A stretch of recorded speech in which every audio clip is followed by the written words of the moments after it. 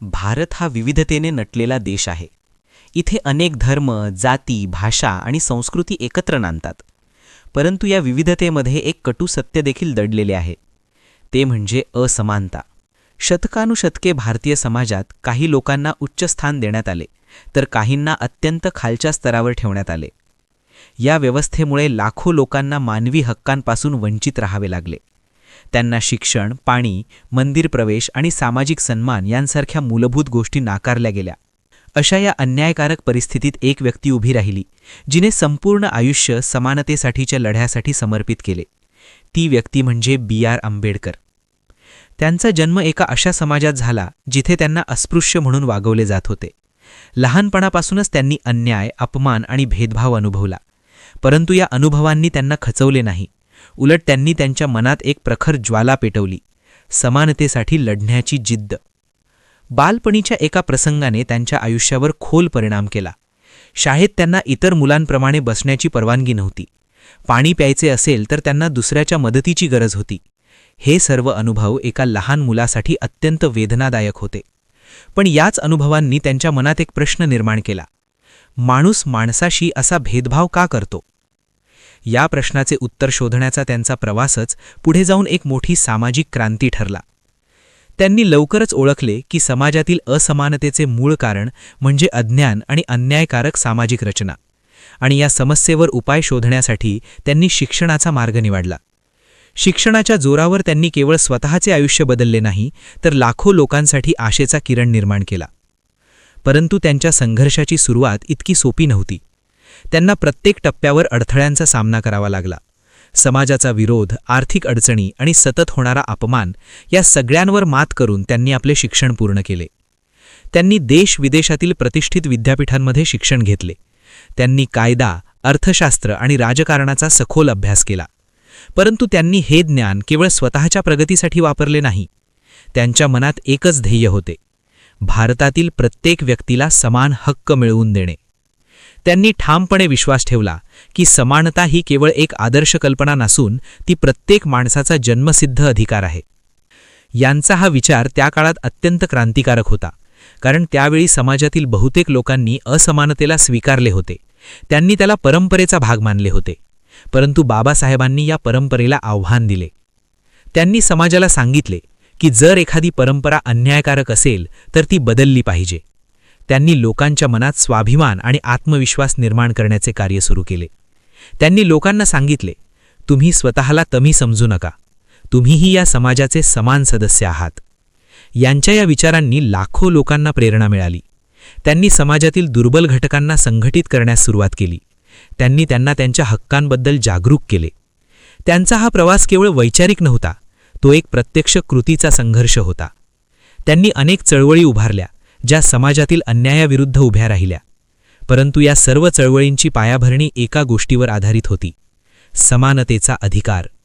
बाबासाहेबांना स्पष्टपणे माहीत होते की समानता मिळवण्यासाठी केवळ विचार पुरेसे नाहीत, त्यासाठी संघर्ष करावा लागतो. आणि हा संघर्ष केवळ बाह्य परिस्थितीविरुद्ध नव्हता, तर समाजाच्या मानसिकतेविरुद्धही होता. कारण जेव्हा एखादी चुकीची गोष्ट शतकानुशतके चालत आलेली असते, तेव्हा ती बदलणे अत्यंत कठीण असते.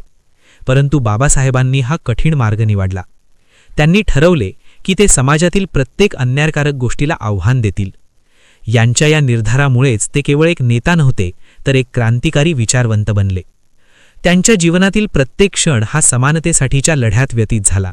आणि हा लढा पुढे जाऊन भारतीय समाजाच्या इतिहासात एक मोठा बदल घडवून आणणार होता. या अन्यायाविरुद्ध बाबासाहेबांनी थेट संघर्ष करण्याचा निर्णय घेतला. 1927 साली त्यांनी महाड सत्याग्रह उभारला, जो भारतीय इतिहासातील एक अत्यंत महत्त्वाचा टप्पा ठरला. महाड येथील चवदार तळे हे सार्वजनिक पाण्याचे ठिकाण असूनही अस्पृश्यांना तिथून पाणी घेण्यास मनाई होती. बाबासाहेबांनी हजारो अनुयायांसह त्या ठिकाणी जाऊन पाणी घेतले. हा केवळ पाणी पिण्याचा प्रश्न नव्हता, तर तो मानवतेचा आणि समानतेचा प्रश्न होता. या कृतीतून त्यांनी स्पष्ट संदेश दिला की आम्हीही माणूस आहोत आणि आम्हाला समान हक्क मिळालेच पाहिजेत. या घटनेमुळे समाजात मोठी खळबळ उडाली. विरोध झाला, हिंसाचार झाला, पण बाबासाहेब आपल्या भूमिकेवर ठाम राहिले. यानंतर त्यांनी समाजातील अन्यायकारक परंपरांना आव्हान देण्यासाठी आणखी एक मोठे पाऊल उचलले. त्यांनी मनुस्मृतीचा सार्वजनिकरित्या दहन केला. त्या काळात मनुस्मृतीला सामाजिक नियमांचे आधार मानले जात होते, परंतु त्यामध्ये असमानतेला समर्थन दिले गेले होते. बाबासाहेबांनी ठामपणे सांगितले की ज्या परंपरा माणसाला कमी लेखतात त्या स्वीकारण्यासारख्या नाहीत. त्यांच्या या कृतीने समाजात एक मोठा विचार मंथन सुरू झाला. याच काळात त्यांनी धार्मिक क्षेत्रातील भेदाभावाविरुद्धही आवाज उठवला. अनेक मंदिरांमध्ये अस्पृश्यांना प्रवेश नाकारला जात होता. बाबासाहेबांनी या अन्यायाविरुद्ध चळवळी सुरू केल्या आणि सांगितले की धर्म जर माणसांमध्ये भेदभाव करत असेल तर तो खरा धर्म नाही. या चळवळींमुळे अनेक ठिकाणी लोकांनी मंदिर प्रवेशासाठी संघर्ष केला. हा संघर्ष केवळ धार्मिक नव्हता, तर तो मानवी सन्मानासाठीचा होता. बाबासाहेबांना हे चांगलेच समजले होते की एकट्या व्यक्तीने समाज बदलणे शक्य नाही. म्हणूनच त्यांनी लोकांना संघटित करण्यावर भर दिला. त्यांनी विविध संघटना स्थापन केल्या आणि लोकांना एकत्र आणले. त्यांनी लोकांना सांगितले की एकजूट हीच त्यांची सर्वात मोठी ताकद आहे. जेव्हा लोक एकत्र येतात तेव्हा त्यांचा आवाज अधिक प्रभावी होतो आणि अन्यायाविरुद्ध लढण्याची शक्ती निर्माण होते. या सर्व चळवळींसोबत त्यांनी शिक्षणालाही तितकेच महत्त्व दिले. त्यांना माहीत होते की अज्ञानामुळेच लोक अन्याय सहन करतात. त्यामुळे त्यांनी शैक्षणिक संस्था उभारल्या, वाचनालये सुरू केली आणि लोकांना शिक्षण घेण्यास प्रोत्साहित केले. त्यांनी स्पष्टपणे सांगितले की शिक्षणाशिवाय मुक्ती शक्य नाही. शिक्षणामुळे माणूस विचार करू लागतो, प्रश्न विचारतो आणि स्वतःच्या हक्कांची जाणीव करून घेतो. या सर्व प्रयत्नांमुळे समाजात एक मोठी जागृती निर्माण झाली. लोकांनी आपल्या स्थितीबद्दल विचार करायला सुरुवात केली. त्यांनी अन्याय सहन करण्याऐवजी त्याविरुद्ध उभे राहण्याचा निर्णय घेतला. बाबासाहेबांच्या नेतृत्वामुळे समाजातील दुर्बल घटकांमध्ये आत्मविश्वास निर्माण झाला आणि त्यांनी स्वतःच्या हक्कांसाठी संघर्ष सुरू केला. परंतु बाबासाहेबांचा लढा इथेच थांबला नाही. त्यांनी ओळखले की सामाजिक बदलासोबत राजकीय शक्तीही आवश्यक आहे. जर समाजातील दुर्बल घटकांना त्यांचे हक्क सुरक्षित करायचे असतील तर त्यांना राजकीय प्रतिनिधित्व मिळाले पाहिजे. याच विचारातून त्यांनी पुढे राजकारणात प्रवेश केला आणि समानतेसाठीचा संघर्ष अधिक व्यापक केला. त्या काळात भारतात ब्रिटिश राजवट होती आणि भारतीय लोकांना स्वातंत्र्याची लढाई लढावी लागत होती. परंतु बाबासाहेबांनी या लढ्याचा एक वेगळा पैलू मानला. त्यांनी सांगितले की स्वातंत्र्य मिळवणे महत्त्वाचे आहे, पण त्याहून अधिक महत्त्वाचे आहे की त्या स्वातंत्र्यात सर्वांना समान हक्क मिळाले पाहिजेत. जर स्वातंत्र्यानंतरही समाजात भेदभाव राहिला तर ते स्वातंत्र्य अपूर्ण असेल. हा त्यांचा विचार अत्यंत दूरदृष्टीचा होता. त्यांनी दलित आणि वंचित समाजासाठी स्वतंत्र राजकीय प्रतिनिधित्वाची मागणी केली. त्यांना वाटत होते की जोपर्यंत या समाजाला स्वतःचे नेते आणि आवाज मिळत नाही तोपर्यंत त्यांच्या समस्या कोणीही योग्यरित्या मांडू शकणार नाही. या विचारातून त्यांनी ब्रिटिश सरकारसमोर आपल्या मागण्या ठामपणे मांडल्या. त्यांनी गोलमेज परिषदांमध्ये भाग घेतला आणि तिथे दलित समाजाच्या हक्कांसाठी जोरदारपणे आवाज उठवला. या काळात त्यांचा संघर्ष अधिक कठीण झाला, कारण त्यांना केवळ समाजातील परंपरांशीच नाही तर राजकीय मतभेदांशीही सामना करावा लागला. अनेकदा त्यांच्या विचारांना विरोध झाला, पण त्यांनी कधीही आपल्या तत्वांशी तडजोड केली नाही. त्यांनी नेहमीच समानता आणि न्याय यांना सर्वोच्च स्थान दिले. त्यांच्या या संघर्षाचा एक महत्त्वाचा टप्पा म्हणजे पुणा करार. या करारामध्ये त्यांनी काही तडजोडी केल्या, पण त्या करतानाही त्यांनी आपल्या समाजाच्या हिताचा विचार सोडला नाही. त्यांच्या मनात एकच ध्येय होते: समाजातील सर्वात दुर्बल घटकांना न्याय मिळवून देणे. पुढे भारत स्वतंत्र झाला आणि देशाला नवीन संविधानाची गरज निर्माण झाली. या ऐतिहासिक कार्यासाठी बाबासाहेबांची निवड झाली. हे त्यांच्या आयुष्यातील सर्वात महत्त्वाचे आणि जबाबदारीचे काम होते. त्यांनी या संधीचा उपयोग करून भारताला असा कायदा दिला जो समानतेच्या तत्वांवर आधारित होता. भारतीय संविधान तयार करताना त्यांनी विशेष लक्ष दिले की कोणत्याही व्यक्तीवर त्याच्या जाती, धर्म, लिंग किंवा जन्माच्या आधारावर भेदभाव होऊ नये. त्यांनी संविधानामध्ये समानतेचा अधिकार, स्वातंत्र्याचा अधिकार आणि मूलभूत हक्कांची तरतूद केली. हे हक्क प्रत्येक नागरिकाला समानपणे लागू होतात, हीच बाबासाहेबांची सर्वात मोठी देणगी आहे. त्यांनी अस्पृश्यतेला कायद्याने गुन्हा ठरवले. हा निर्णय भारतीय समाजासाठी अत्यंत क्रांतिकारक होता, कारण शतकानुशतके चालत आलेल्या एका प्रथेला त्यांनी एका कायद्याने संपवण्याचा प्रयत्न केला. यामागे त्यांचा उद्देश स्पष्ट होता: समाजात कोणीही दुसऱ्यापेक्षा कमी नाही. त्यांनी आरक्षणासारखी व्यवस्था देखील आणली, ज्यामुळे समाजातील दुर्बल घटकांना शिक्षण आणि नोकरीमध्ये संधी मिळू शकली. हा निर्णय काही लोकांसाठी वादग्रस्त होता, पण बाबासाहेबांना माहीत होते की शतकानुशतके चाललेल्या अन्यायाची भरपाई करण्यासाठी काही विशेष उपाय आवश्यक आहेत. त्यांच्या या सर्व कार्यातून एक गोष्ट स्पष्ट होते. त्यांनी केवळ विचार मांडले नाहीत, तर त्या विचारांना वास्तवात उतरवले. त्यांनी कायद्याच्या माध्यमातून समानतेची हमी दिली. परंतु बाबासाहेबांना हेही माहीत होते की केवळ कायदे करून समाज बदलत नाही, समाजाची मानसिकता बदलणे आवश्यक आहे. म्हणूनच त्यांनी लोकांना सतत जागृत केले. त्यांनी शिक्षण, स्वाभिमान आणि संघटन यावर भर दिला. त्यांचा लढा केवळ एका पिढीसाठी नव्हता, तो भविष्यातील अनेक पिढ्यांसाठी होता. त्यांनी असा पाया घातला ज्यावर आजचा आधुनिक भारत उभा आहे. पण त्यांच्या या संघर्षाचा प्रवास इथेच संपत नाही. त्यांच्या आयुष्यात अजूनही अनेक महत्त्वाचे टप्पे आले, ज्यांनी त्यांच्या विचारांना अधिक व्यापक बनवले. त्यांनी केवळ सामाजिक आणि राजकीय समानतेसाठीच नाही, तर मानसिक आणि धार्मिक स्वातंत्र्यासाठीही लढा दिला. भारतीय समाजात असमानता केवळ सामाजिक किंवा आर्थिक नव्हती, तर ती लोकांच्या मनामध्ये खोलवर रुजलेली होती. अनेक लोकांनी स्वतःलाच कमी समजण्याची सवय लावून घेतली होती, तर काहींनी स्वतःला इतरांपेक्षा श्रेष्ठ मानण्याची मानसिकता जोपासली होती.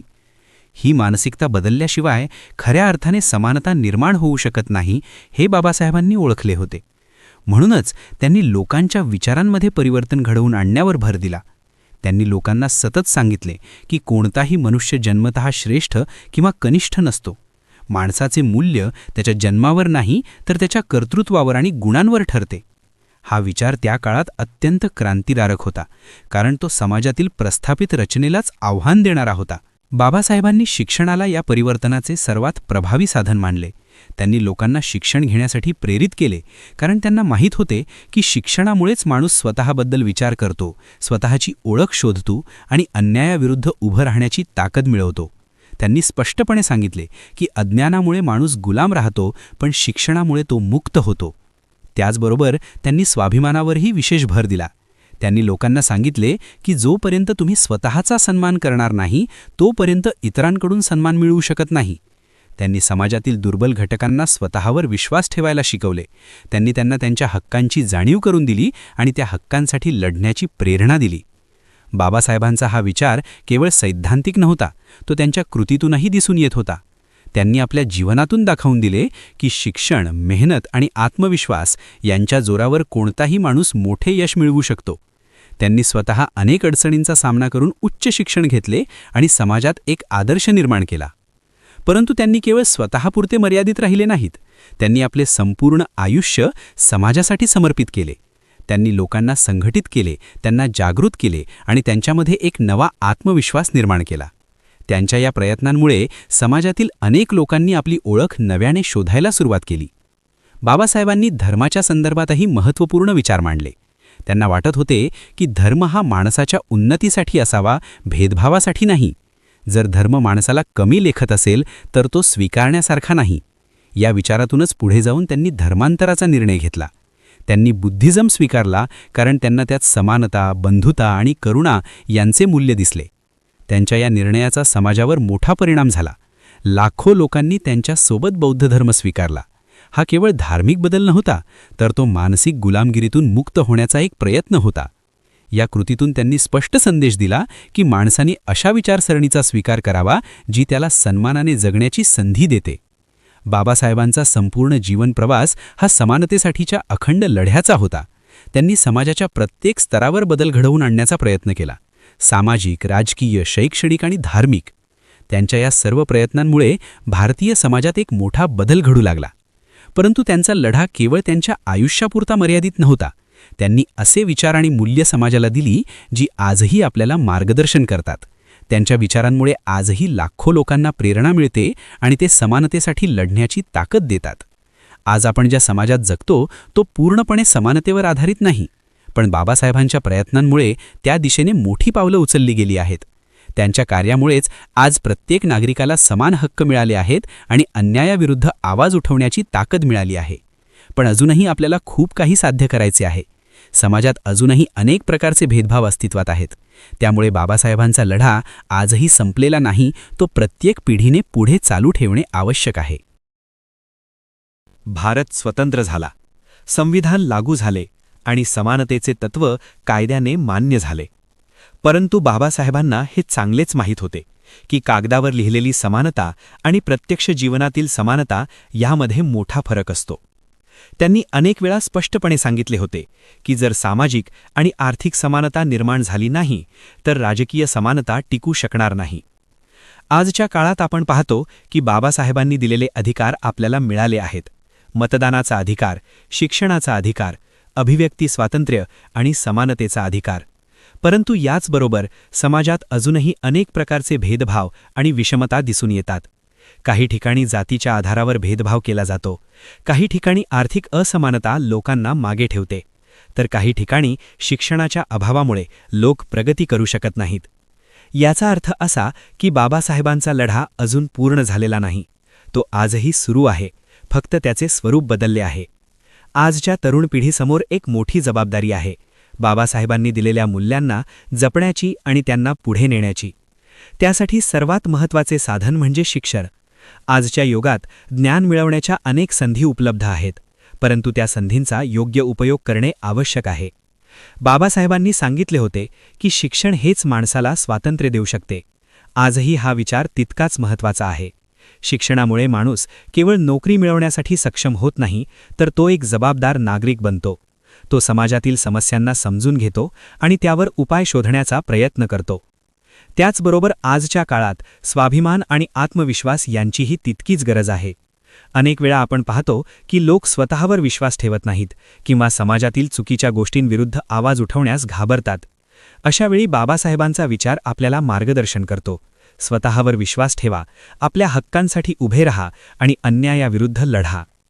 आजच्या समाजात समानता ही केवळ कायद्यापुरती मर्यादित राहू नये, तर ती प्रत्येकाच्या वागणुकीत दिसली पाहिजे. आपण एकमेकांशी कसे वागतो यावर समाजाची गुणवत्ता ठरते. जर आपण इतरांचा सन्मान केला, त्यांना समानतेने वागवले, तरच बाबासाहेबांचे स्वप्न पूर्ण होईल. आजच्या काळात तंत्रज्ञान आणि जागतिकीकरणामुळे जग खूप जवळ आले आहे, परंतु याचबरोबर नवीन प्रकारच्या विषमता देखील निर्माण झाल्या आहेत. काही लोकांना प्रगतीच्या संधी सहज मिळतात, तर काही अजूनही मागे राहतात. या परिस्थितीत बाबासाहेबांचे विचार अधिक महत्त्वाचे ठरतात. त्यांनी आपल्याला शिकवले की समाजातील प्रत्येक व्यक्तीला समान संधी मिळाली पाहिजे. जर काही लोक मागे राहिले तर समाजाची प्रगती अपूर्ण राहते. म्हणूनच आपल्याला अशा समाजाची निर्मिती करावी लागेल जिथे प्रत्येकाला आपली क्षमता विकसित करण्याची संधी मिळेल. बाबासाहेबांनी दिलेले शिका, संघटित व्हा आणि संघर्ष करा हे तत्त्व आजही तितकेच लागू आहे. आजच्या काळात या तत्वाचा अर्थ असा आहे की आपण ज्ञान मिळवावे, समाजाशी जोडलेले राहावे आणि अन्यायाविरुद्ध जागरूक राहावे. आजच्या तरुणांनी केवळ स्वतःच्या यशावर लक्ष केंद्रित न करता समाजासाठी काहीतरी करण्याचा विचार केला पाहिजे. जर प्रत्येक तरुणाने आपल्या आसपासच्या लोकांना मदत केली, त्यांना शिक्षणासाठी प्रोत्साहित केले आणि समानतेचा विचार पसरवला, तर समाजात मोठा बदल घडू शकतो. बाबासाहेबांचा लढा हा केवळ एका समाजासाठी नव्हता, तो संपूर्ण मानवजातीसाठी होता. त्यांनी समानतेचा जो विचार मांडला तो कोणत्याही एका देशापुरता मर्यादित नाही, तो एक सार्वत्रिक मूल्य आहे.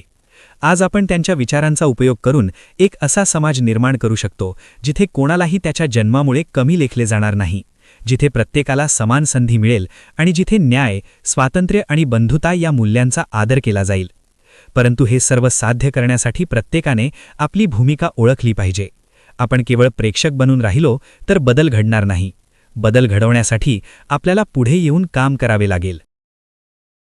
बाबासाहेबांचा समानतेसाठीचा लढा हा केवळ एका व्यक्तीचा संघर्ष नव्हता, तर तो संपूर्ण मानवतेसाठीचा लढा होता. त्यांनी आयुष्यभर अन्याय, भेदभाव आणि असमानतेविरुद्ध आवाज उठवला. त्यांनी केवळ समस्या दाखवून दिल्या नाहीत, तर त्यावर उपायही सुचवले आणि ते प्रत्यक्षात उतरवून दाखवले. त्यांच्या जीवनाचा विचार केला तर एक गोष्ट स्पष्टपणे दिसून येते. त्यांनी कधीही परिस्थितीसमोर हार मानली नाही. लहानपणापासूनच त्यांनी अपमान, अन्याय आणि अडचणींचा सामना केला, पण त्यांनी त्या अडचणींना आपल्या प्रगतीचा अडथळा बनू दिला नाही. उलट त्या अडचणींनीच त्यांना अधिक मजबूत बनवले. त्यांनी शिक्षणाच्या माध्यमातून स्वतःला घडवले आणि त्याच शिक्षणाचा उपयोग करून समाजात क्रांती घडवून आणली. त्यांनी दाखवून दिले की ज्ञानाच्या बळावर कोणताही माणूस आपल्या परिस्थितीवर मात करू शकतो आणि इतरांसाठीही मार्गदर्शक ठरू शकतो. बाबासाहेबांनी दिलेला सर्वात मोठा संदेश म्हणजे समानता ही केवळ मागण्याची गोष्ट नाही, तर ती मिळवण्यासाठी संघर्ष करावा लागतो. त्यांनी लोकांना शिकवले की हक्क मिळवायचे असतील तर त्यासाठी जागरूकता, संघटन आणि धैर्य आवश्यक आहे. त्यांच्या कार्यामुळे आज भारतात प्रत्येक नागरिकाला समान हक्क मिळाले आहेत. संविधानाच्या माध्यमातून त्यांनी जे तत्त्व मांडले ते आजही आपल्या देशाचा पाया आहेत. न्याय, स्वातंत्र्य, समानता आणि बंधुता ही मूल्ये आपल्या लोकशाहीची ओळख बनली आहेत. परंतु बाबासाहेबांनी एक इशाराही दिला होता. जर आपण या मूल्यांचे पालन केले नाही तर समाज पुन्हा असमानतेच्या दिशेने जाऊ शकतो. म्हणूनच त्यांनी लोकांना सतत जागृत राहण्याचा सल्ला दिला. आजच्या काळात आपण स्वतःला एक प्रश्न विचारला पाहिजे. आपण खरोखरच समानतेचा विचार आपल्या जीवनात उतरवतो का? जर आपण अजूनही कोणाला जाती, धर्म, लिंग किंवा आर्थिक स्थितीच्या आधारावर कमी लेखत असू तर आपण बाबासाहेबांच्या विचारांपासून दूर जात आहोत. पण जर आपण प्रत्येक व्यक्तीला समानतेने वागवत असू तर आपण त्यांच्या स्वप्नाला साकार करण्याच्या दिशेने एक पाऊल टाकत आहोत. बाबासाहेबांचा लढा हा केवळ इतिहासाचा भाग नाही, तो आजही जिवंत आहे. तो प्रत्येक त्या व्यक्तीमध्ये जिवंत आहे जी अन्यायाविरुद्ध उभी राहते, जी समानतेसाठी आवाज उठवते आणि जी समाजात सकारात्मक बदल घडवण्याचा प्रयत्न करते. त्यांच्या विचारांचा खरा आदर करण्याचा एकच मार्ग आहे, त्यांना आपल्या जीवनात उतरवणे. आपण शिक्षणाला महत्त्व दिले पाहिजे, कारण शिक्षणच आपल्याला योग्य अयोग्य यातील फरक समजायला शिकवते. आपण स्वाभिमान राखला पाहिजे, कारण स्वाभिमानामुळेच आपण अन्यायाविरुद्ध उभे राहू शकतो. आणि आपण एकत्र राहिले पाहिजे, कारण संघटनेशिवाय कोणताही मोठा बदल घडू शकत नाही. जर आपण या तिन्ही गोष्टी आपल्या जीवनात अंगीकारल्या तर आपण बाबासाहेबांच्या विचारांना पुढे नेऊ शकतो. आज भारत एका नव्या युगात प्रवेश करत आहे. प्रगती, तंत्रज्ञान आणि विकास यामुळे देश पुढे जात आहे. परंतु या प्रगतीसोबत समानतेची मूल्ये टिकवून ठेवणे ही आपली सर्वांची जबाबदारी आहे. जर समाजातील प्रत्येक व्यक्तीने ठरवले की तो कोणालाही कमी लेखणार नाही, तो प्रत्येकाला समानतेने वागवेल, तर एक नवीन भारत निर्माण होईल. असा भारत जिथे खऱ्या अर्थाने समानता असेल. आणि हाच तो भारत आहे ज्याचे स्वप्न B.R. आंबेडकर यांनी पाहिले होते. त्यांच्या या स्वप्नाला साकार करण्याची जबाबदारी आता आपल्या सर्वांवर आहे. म्हणूनच या संपूर्ण लेखाचा शेवट करताना आपण एक निर्धार करूया. आपण समानतेसाठी लढू, आपण अन्यायाविरुद्ध आवाज उठवू आणि आपण असा समाज निर्माण करू जिथे प्रत्येक माणूस सन्मानाने जगू शकेल. कारण शेवटी बाबासाहेबांनी आपल्याला दिलेला सर्वात मोठा धडा हाच आहे की माणूस म्हणून जगायचे असेल तर समानतेसाठी लढणे आवश्यक आहे.